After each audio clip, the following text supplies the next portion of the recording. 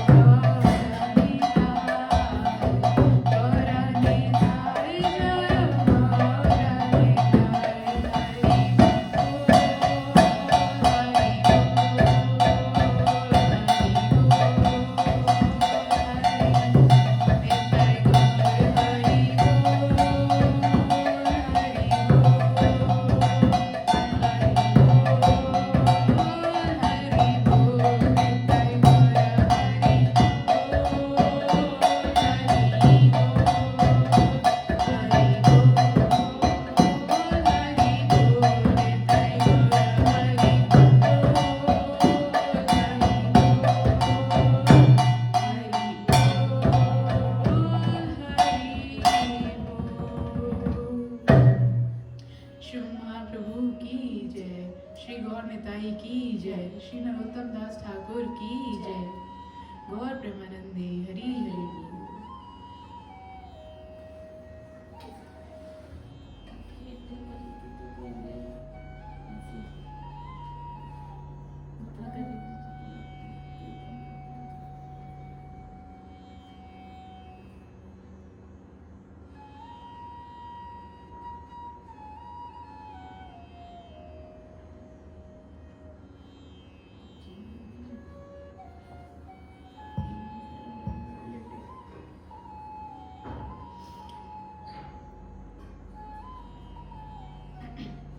ओम अज्ञानतिमिरान्धस्य ज्ञानाञ्जनशलाकया चक्षुरुन्मिलितं येन तस्मै श्रीगुरुवे नमः।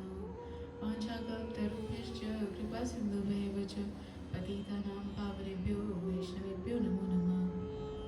हरे कृष्ण। सर्वप्रथम मैं अपने गुरुपाद पद्म श्री श्रीमद् भक्ति वेदांत श्री सिद्धांति गोस्वामी गुरु महाराज जी को दंडवत प्रणाम ज्ञापन करती हूँ और इसके उपरांत सभी वैष्णव गणों को, सभी भक्तजनों को मेरा यथा योग्य दंडवत प्रणाम। हरे कृष्ण। कल हमने श्रवण किया कि किस प्रकार ब्रह्मा जी ने ठाकुर जी को मोहने की कोशिश की।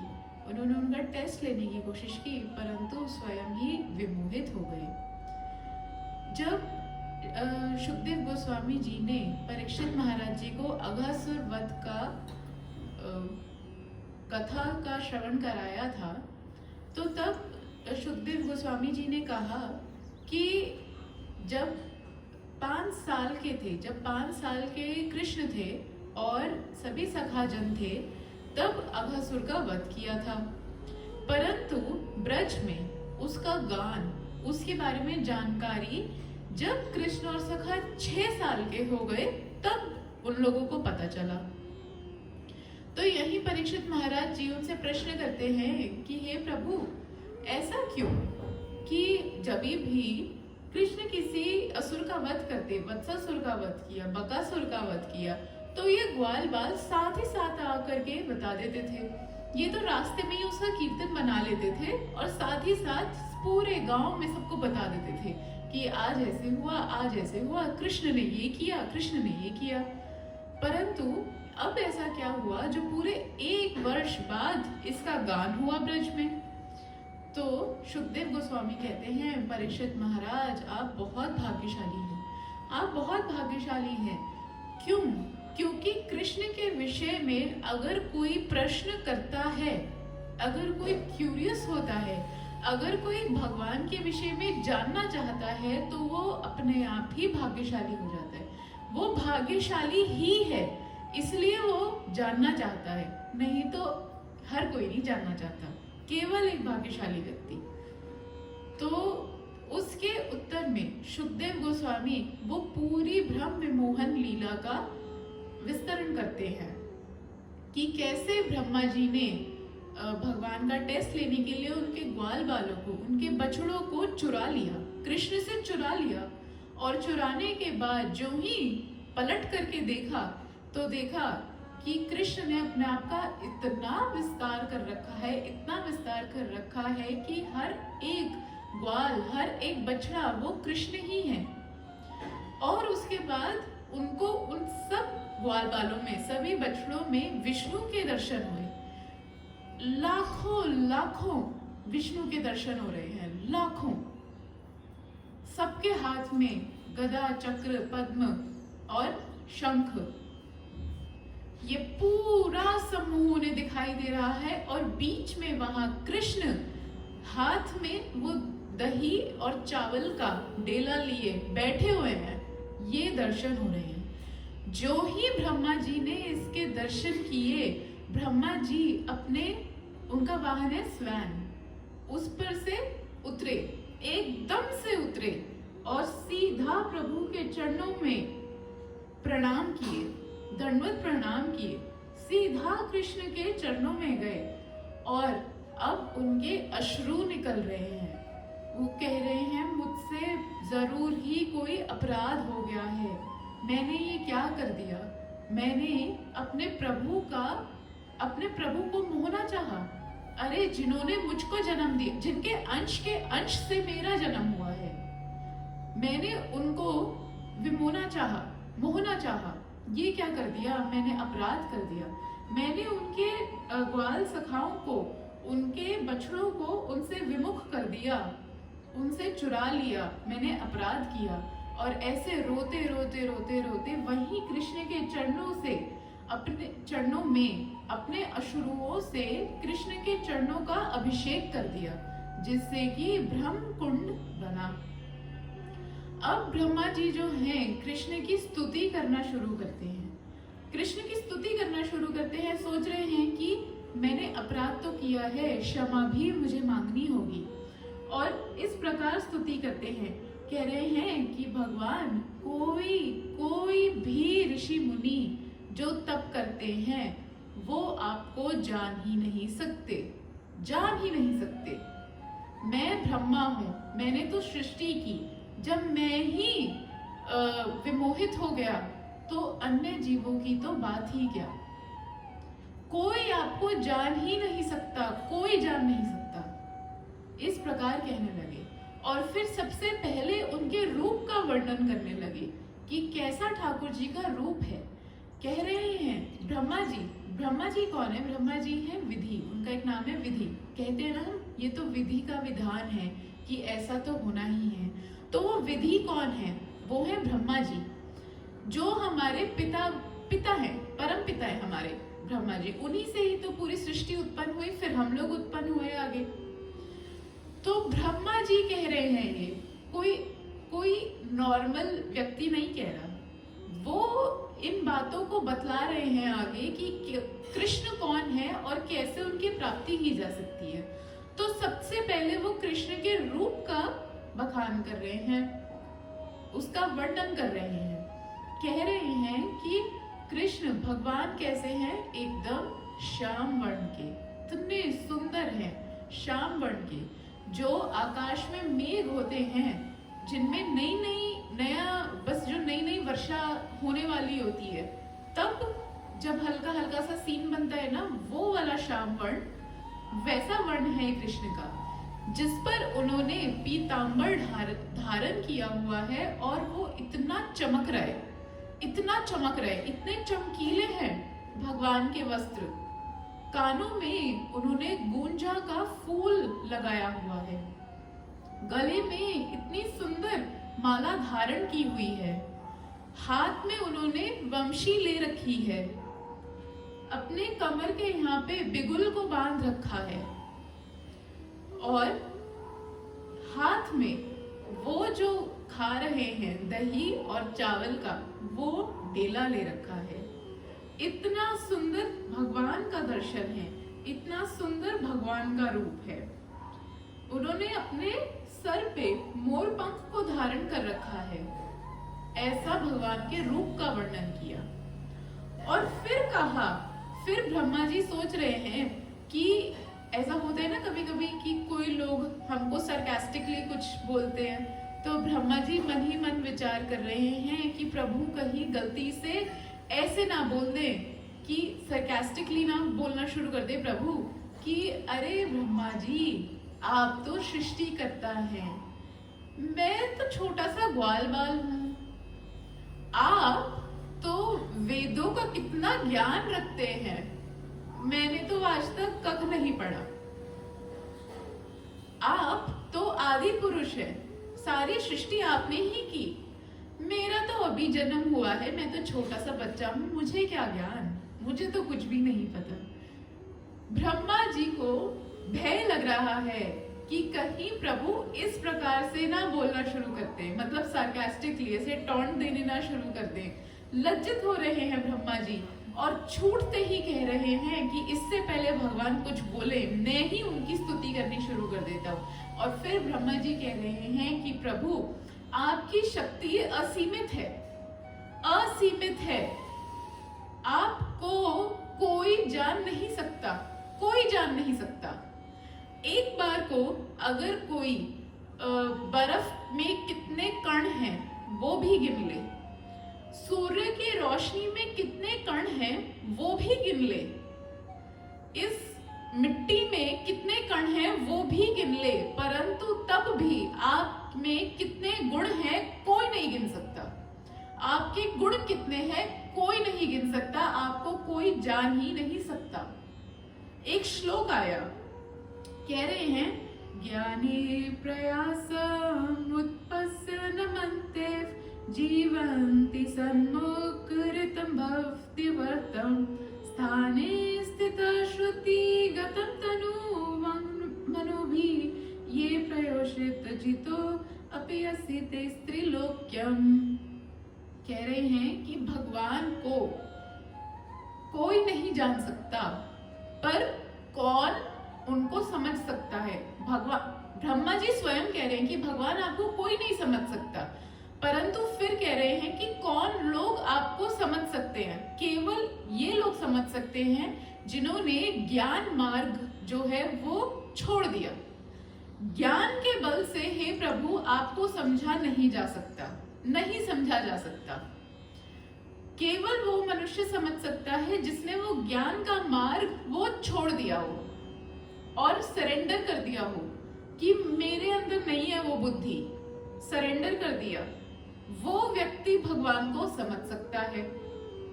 और कौन? जिसने अपना पूरा जीवन भगवान के नाम करने में, उनकी सेवा करने में लगा दिया हो, वो व्यक्ति भगवान को समझ सकता है।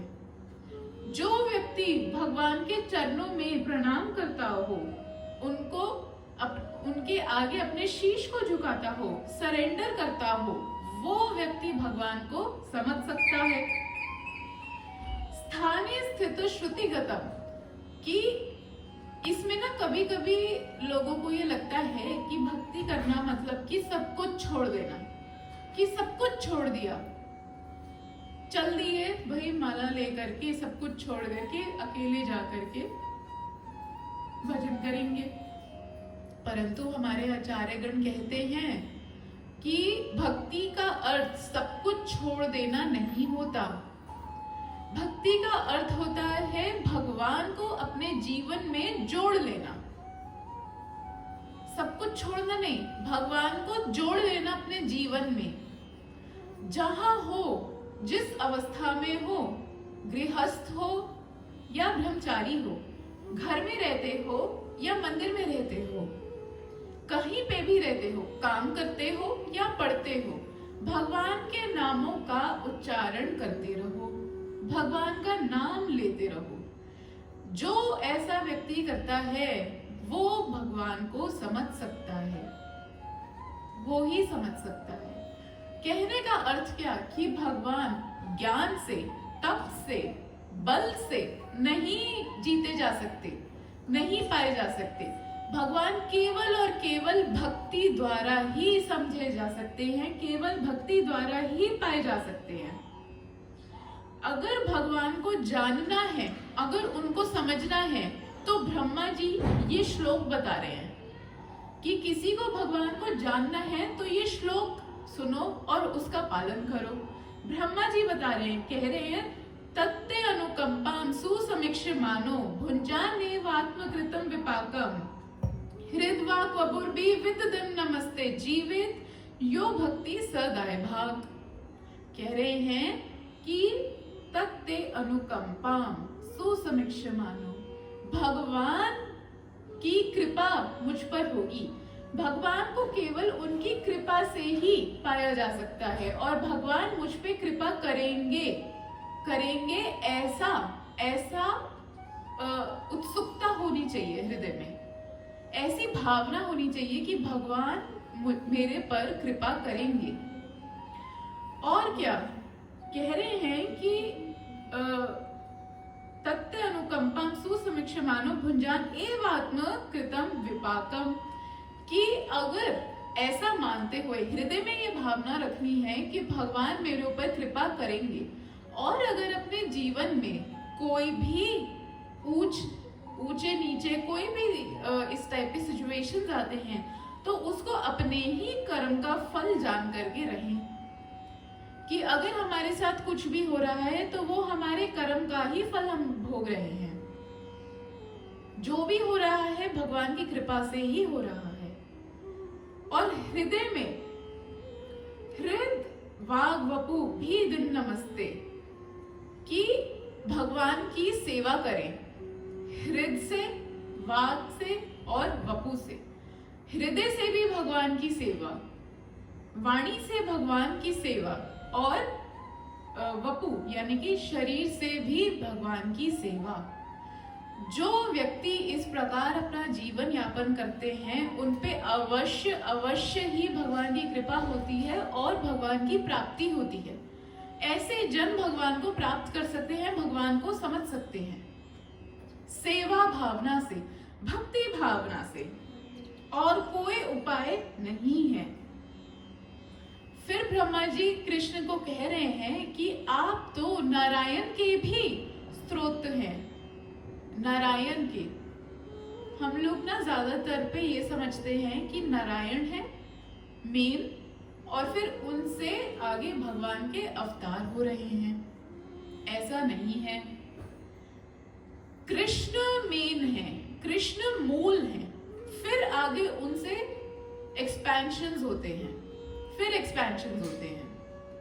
ये सत्य है कि कोई अगर अवतार होने हैं, जैसे कोई शक्त्यावेश अवतार है या इस प्रकार के कोई अवतार है, तो वो नारायण के से उत्पन्न होते हैं, परंतु मूल कृष्ण है। वो कह रहे हैं, ब्रह्मा जी कह रहे हैं कि नारायण के भी स्रोत आप हैं, कि आपसे ही आगे नारायण की उत्पत्ति होती है। और कह रहे हैं कि आप समस्त कारणों के कारण हैं, समस्त कारणों के कारण। भगवान, क्योंकि भगवान मूल है, तो सब कुछ हर वस्तु के कारण भगवान है। फिर आगे वो कह रहे हैं कि हे कृष्ण, हे मेरे प्रभु, अगर कोई ये समझे कि ये शरीर ही सब कुछ है, अगर मैं यही शरीर हूं, तो वो मूर्ख है। और अगर कोई ये समझे कि आपका कोई रूप नहीं है, तो वो मूर्ख है। साक्षात ब्रह्मा जी ये कह रहे हैं कि अगर कोई ये समझे कि भगवान निराकार है, तो वो मूर्ख है, वो अज्ञान है, वो सबसे बड़े अज्ञान में है। इस प्रकार कर करके फिर ब्रह्मा जी कह रहे हैं कि जो व्यक्ति किसी भक्त के अनुगत्य में आकर के आपका भजन करेगा, वो आपको पा लेगा।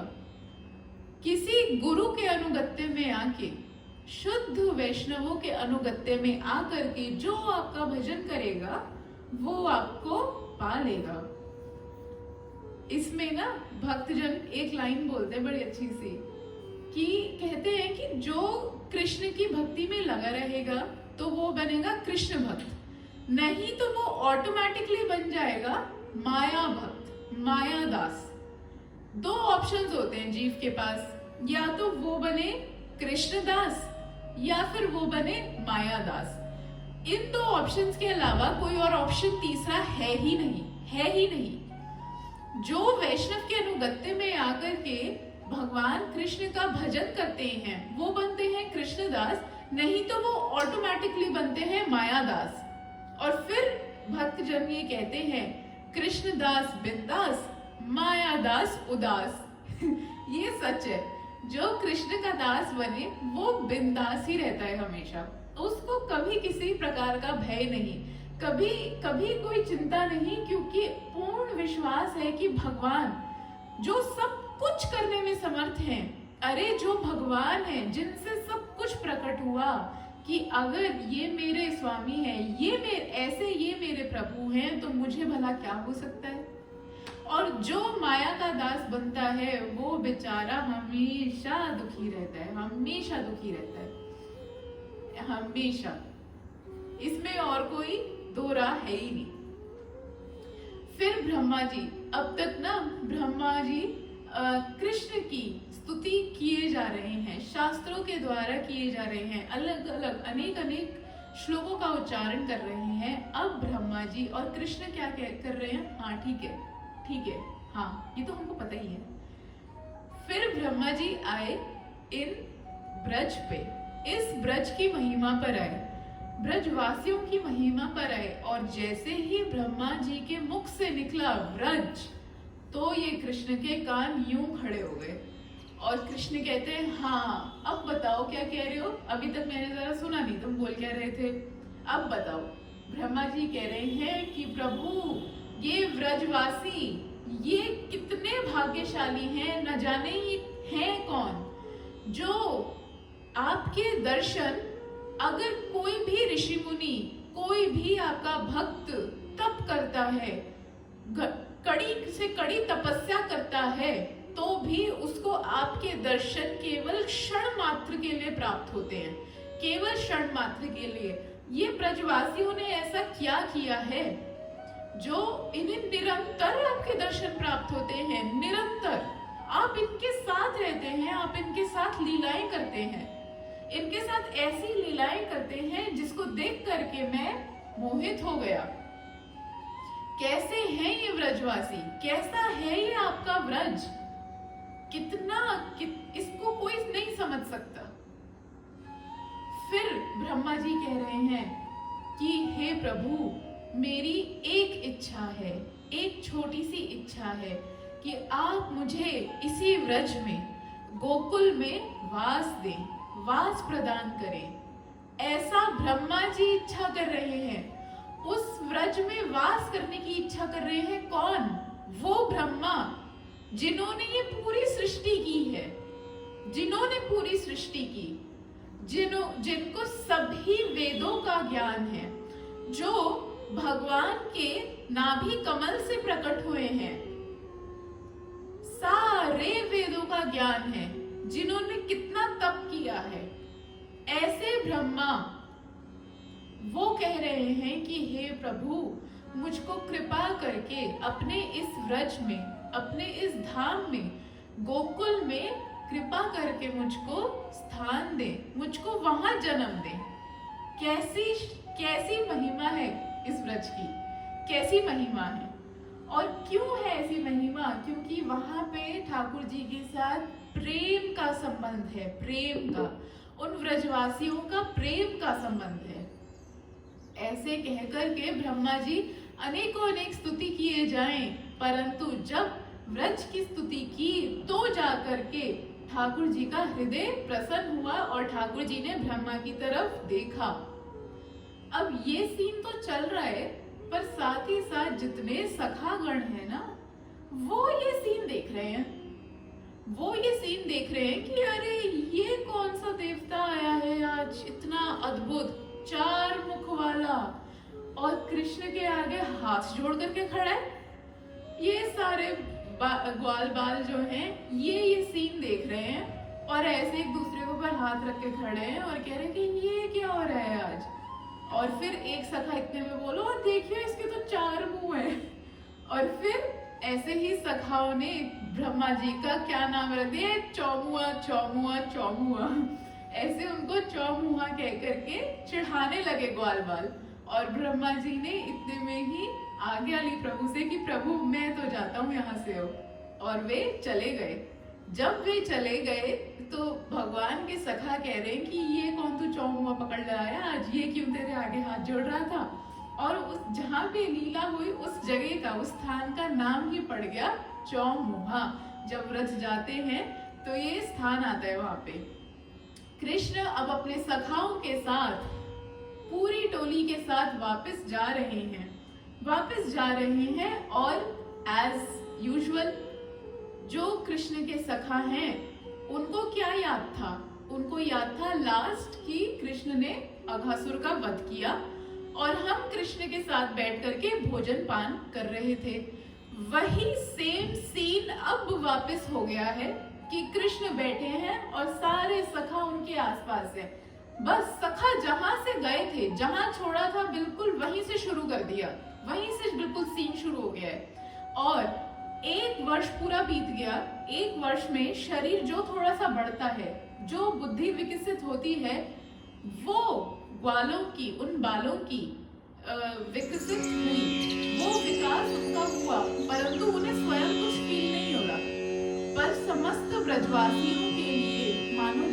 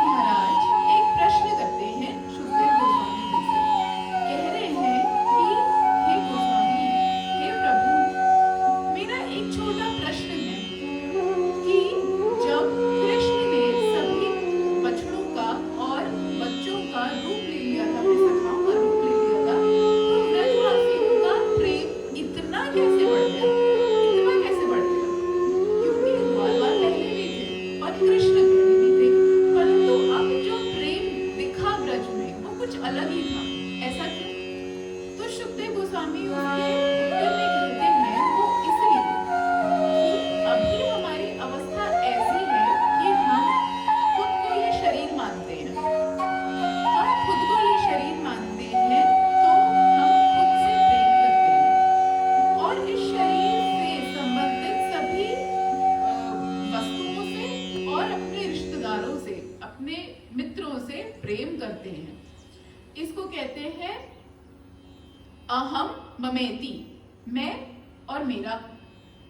जब हमारा कनेक्शन इस शरीर से होता है तो हम इस शरीर से ही प्रेम करते हैं और शरीर से जुड़े वस्तुओं से और हमारे रिश्तेदारों से प्रेम करते हैं। जो प्रेम पूर्ण नहीं है, जो प्रेम पूर्ण नहीं है और आपको सेटिस्फाई नहीं कर सकता, परंतु जब जीव का कनेक्शन भगवान से जुड़ जाए, जब वो समझ जाए कि वो आत्मा है और भगवान का अंश है, जब उसे ये समझ आ जाए तो फिर जो उसका प्रेम है वो किससे जुड़ जाता है? भगवान से। और जब उसका भगवान से प्रेम जुड़ जाता है तो वो कुछ अलग ही लेवल पर निकल करके आता है और जो कि है नित्य प्रेम। ये ब्रजवासी जो हैं ये कैसे थे? इनकी आसक्ति शरीर में नहीं थी, इनका ज्ञान शरीर तक सीमित नहीं था, ये भगवान से जुड़े हुए थे। तो जब इनके इतने निकट भगवान हो गए और इतने बड़े रूप में भगवान ने खुद को प्रकाशित किया, तो इन सभी का वो जो प्रेम, वो जो नेचुरल प्रेम था वो बाहर आने लगा, वो दिखलाई देने लगा।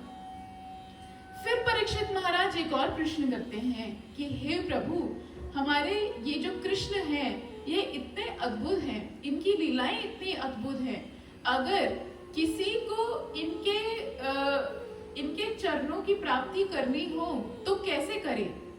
अगर किसी को इनकी प्राप्ति करनी हो, भगवान की प्राप्ति करनी हो तो कैसे करे? फिर परीक्षित शुकदेव गोस्वामी उत्तर देते हैं, कहते हैं कि ये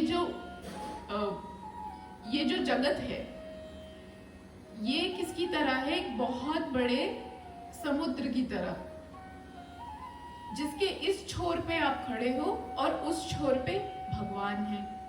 तो कैसे पहुंचेंगे? कह रहे हैं कि नाव में बैठना पड़ेगा, नाव में बैठना पड़ेगा। और वो नाव कैसी होगी? वो होगी भगवान के चरण कमल रूपी नाव, उसमें बैठना पड़ेगा, अनुगत्य करना पड़ेगा, तब जाकर के भगवान की प्राप्ति हो पाएगी। अर्थ क्या? कि हमेशा भगवान के चरणों का स्मरण रहे, हमेशा सरेंडर मोड रहे, सेवा भावना रहे, उनकी कथा श्रवण करते रहे। और कैसे? भक्तों के अनुगत्य में। क्यों? क्योंकि वो नाव चलाने के लिए भी तो कोई चाहिए, तो वो नाव चलाएगा कौन? वो गुरुजन, वो वैष्णव जन, जिनको वो मार्ग पता है, उनके अनुगत्य में रह करके करेंगे तो अवश्य ही भगवान की प्राप्ति हो जाएगी। इस प्रकार से ये वर्णन आया भागवत में कि कैसे शुकदेव गोस्वामी ने इस पूरी लीला का वर्णन किया और कैसे परीक्षित महाराज जी ने फिर कुछ प्रश्न पूछे और शुकदेव गोस्वामी ने उनका उत्तर दिया। हरे कृष्णा। वाञ्छाकल्पतरुभ्यश्च कृपा सिन्धुभ्येव च पतितानां पावनेभ्यो गोविन्दम् आदिपुरुषं तमहं भजामि। गोविन्दम् आदिपुरुषं तमहं भजामि। गोविन्दम् आदिपुरुषं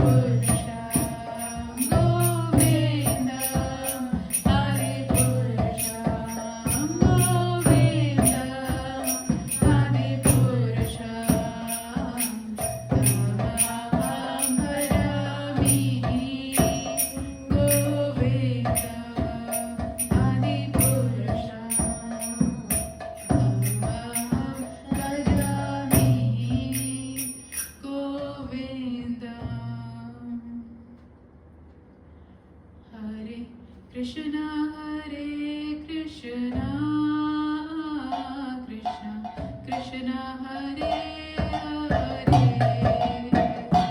हरे राम हरे राम राम हरे हरे हरे